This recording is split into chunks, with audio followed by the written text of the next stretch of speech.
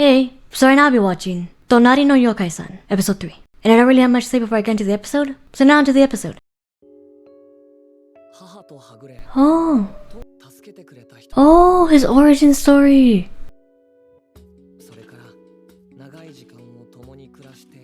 Wow.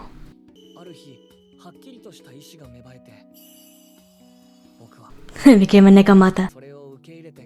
This is so cute. I wasn't expecting an origin story of sorts.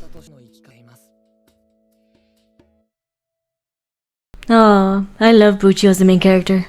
Like, nothing against humans being the main characters in these type of series, but at the very least from what I've seen, oftentimes when it's a mythological themed anime, typically the human is the one who's the main character, instead of an actual mythological or supernatural being. At least with most of my experiences with this kind of anime series.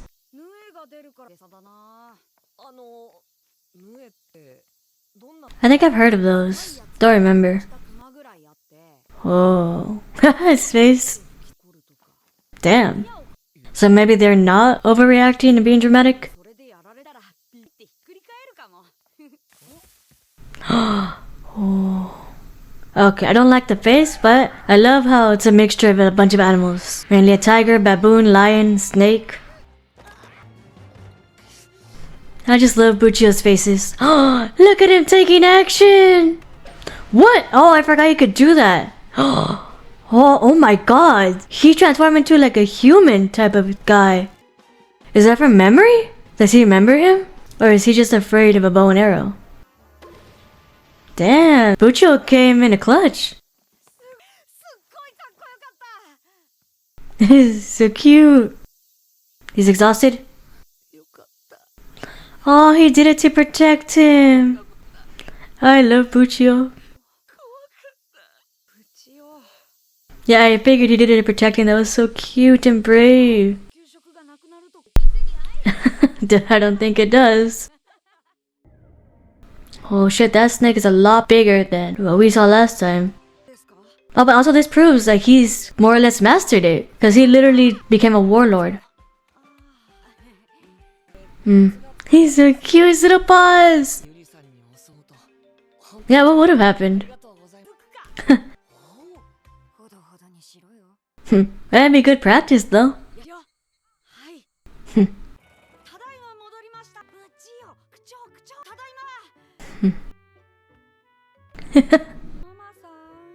Mama-san. Oh, he said yes, ma'am. Typical moms, thinking you're always hiding something. Oh, it's the eyes, Puchio, come on! She's not gonna let him know, huh? Aww. Gonna praise him right to his face without him knowing it. Oh, just like she saved your life. Damn, she was young when she found him. Aww. I'm just gonna be fangirling over Buchio, so cute. Not even hiding very well. You could have gone to the side of the house or something. Oh, a priestess outfit.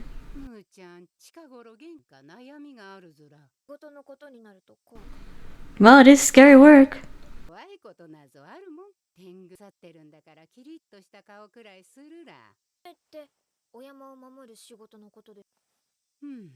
Grandma, what was that?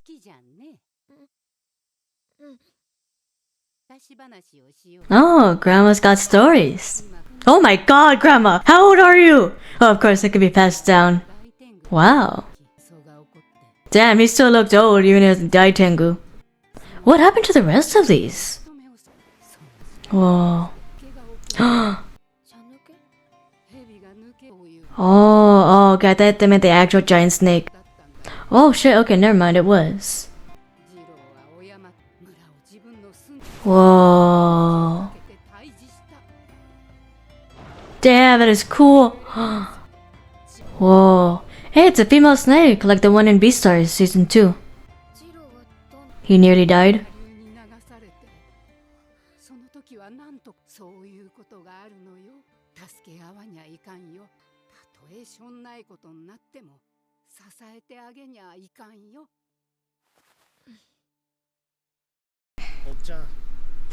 Feet. He's probably constantly worried about that happening again. Wait, does that old man only have one wing, or? Going to become a priestess. Oh.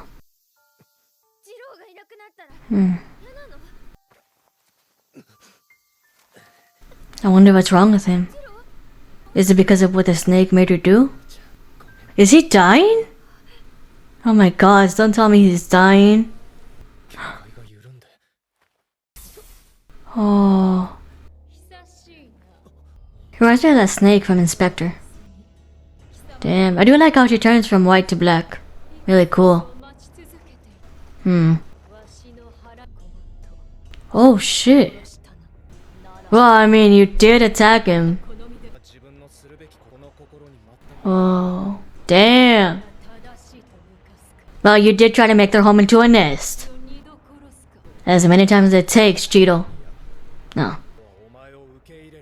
Accept her? Are you gonna take her inside of you? Keep her locked in, like Raven and her dad? Is that why he's so weakened?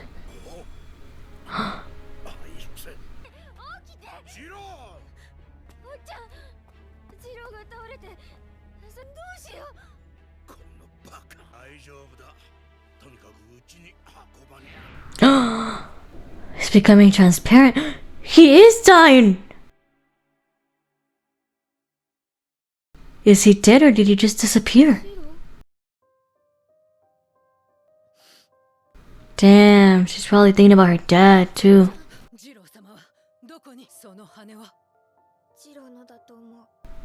It's a really pretty feather. It's the last thing you have of him.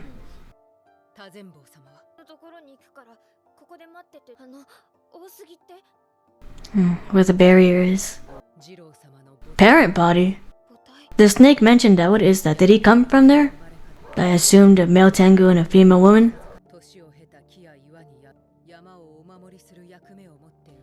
Oh. Oh.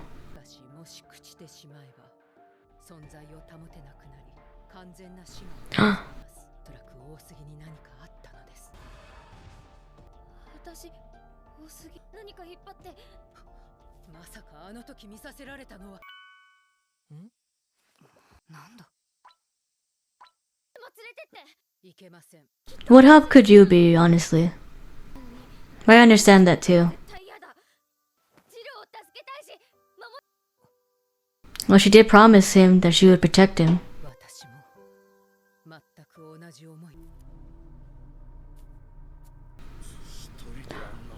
Oh, damn, that thing is scary.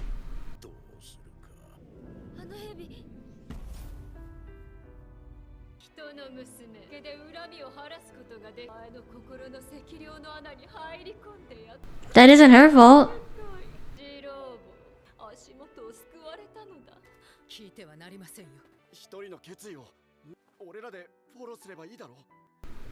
So what's the plan?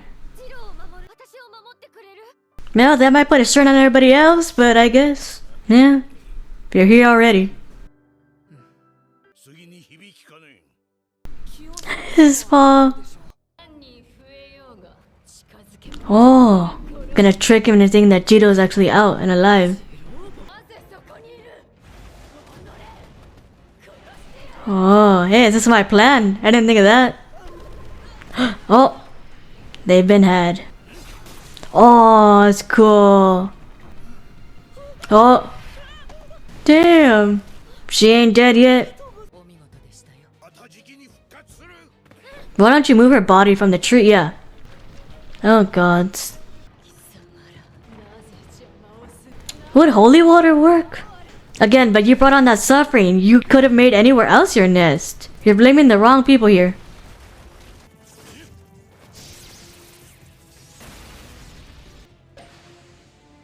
Damn, Guccio, using those skills. Oh, retying the tree.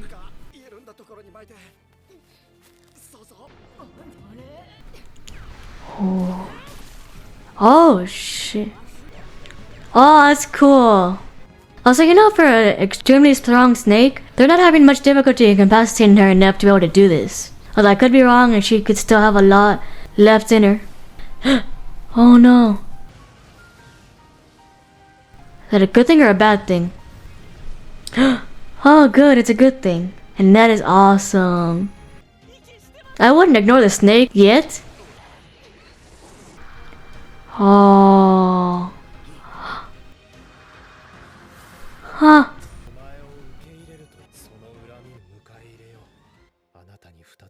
Damn.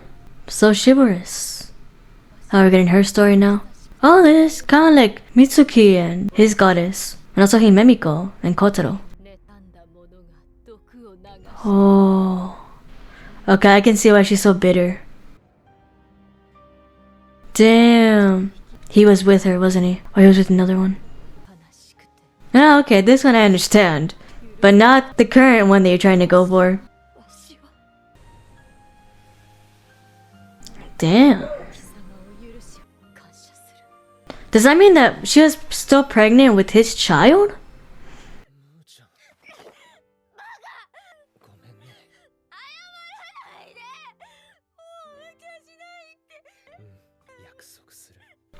I like how they have so much festivities, even though they're in a sort of remote town. I like his outfit. I mean, you disappeared and she was still very aggressive. Oh, he was aware this whole time. Oh, that is so sweet.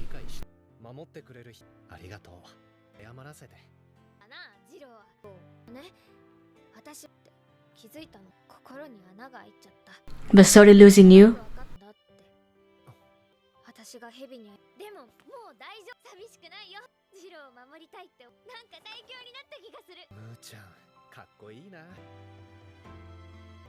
They're very spiritual, I like that. Oh, Puchio's outfit! Yeah, what were you guys doing this whole time? Did you not see the giant snake? The gods could have been a great help.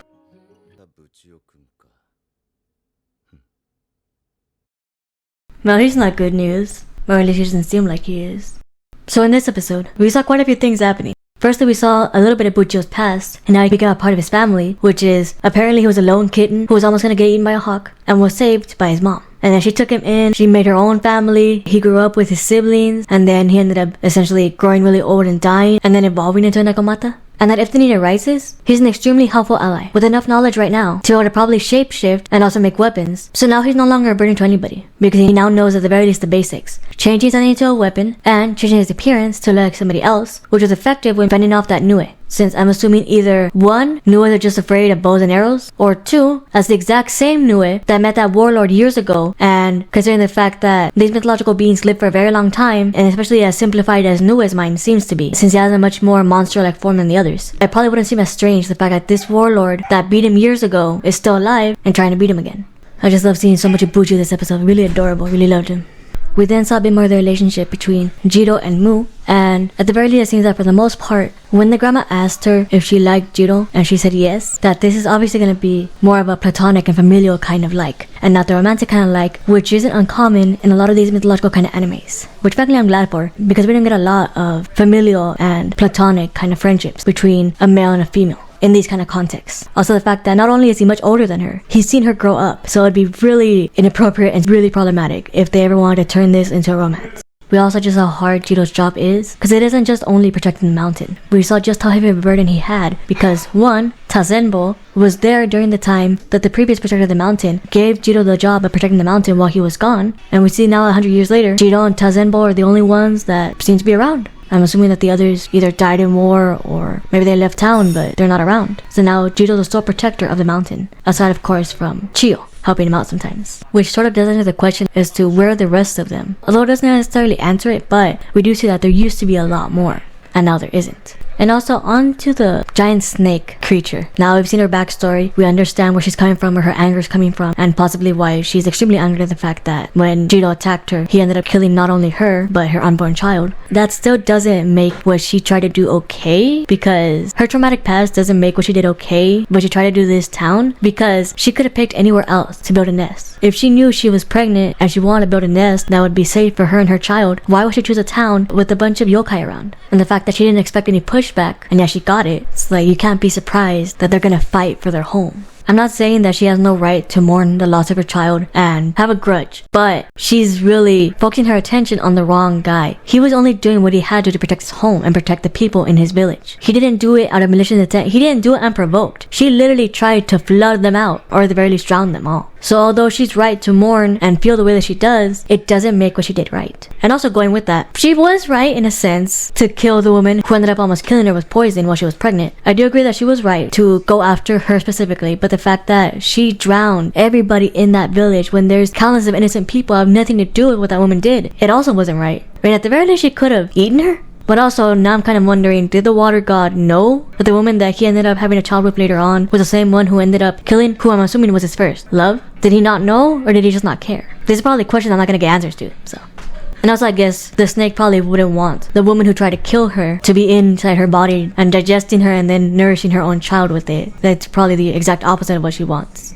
And I understand Mu wanting to protect Jito, but if anything, I feel like if she didn't have a plan in mind to tie a ribbon to try to mend the weakened part of the barrier, then take that aside, she's just a human there with no plan, and now all these other mythical beings have to literally pull their focus from just solely on the huge snake to now having to protect her on top of that. It does take a lot more effort than it would have had she not been there in the first place. But also, it does seem that without her, they wouldn't have been able to tie the ribbon without Mu's help, because they had to boost her up. But also, in a sense, maybe if Mu had been there, considering the fact that we saw that Yuri is capable of multiplying herself, then maybe she could have put 2 below the human guy to be able to push him up so he can tie the ribbon while the rest of her ends up fighting the snake. Though I do like the fact that, one, this arc with Jito didn't span many episodes, it just spanned this episode, which to some might seem pretty quick, and I do agree it did seem pretty quick, but at the very least it wasn't dragged out for too long. And also the fact that the snake, although she was purified from the blackness of her grudge, she still refused to forgive him, which is interesting, but also pretty realistic, where you might be able to let go of something, but it doesn't mean you forgive that person for what they did, either intentional or not.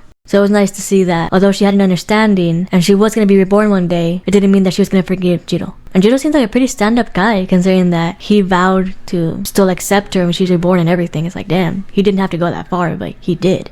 I'm glad we're seeing growth with everybody so far. Buchio isn't as timid and hesitant. He actually stood up to protect his brother when he needed him, which is a vastly different Buchio from the very first episode. Mu is no longer as seemingly super idealistic. Now she's a bit more grounded in reality, which either one isn't bad in and of itself. But at least now she's a more understanding of the fact that Jito has a very serious job and that now she wants to protect him as well. So that now gives her a purpose, and she and Jito can become closer because of that. And lots happened in the first 3 episodes. And if the last bit of this episode was any indication, there's still a lot of drama that's gonna happen. Because I don't know who that guy is, although judging from his eye color, he seemed to be a yokai as well. So it's gonna be interesting to find out who he is and what it is exactly that he wants with Buchio. Although my only real critique when it came to them fighting the snake is that they made it seem like this snake was extremely strong and very difficult to handle. And that isn't to say that's not true. She was extremely big and she was very difficult to handle. But she wasn't as difficult as I thought. Since they seemed to very easily capacitate her multiple times, it's kind of similar to how I felt when, in Castlevania Nocturne, Julia Belmont fought against Olrux, where I felt that she got quite a few stabs in a bit too quickly and easily. And I was thinking, well, that seems too easy. But then of course he transformed into this huge snake and he won in the end. But in this case, that didn't happen. Sure, she kept reattaching herself to her body whenever she got cut down, but she still got cut down quite a bit. Now, having said all that, I can't wait to see what happens in the next episode.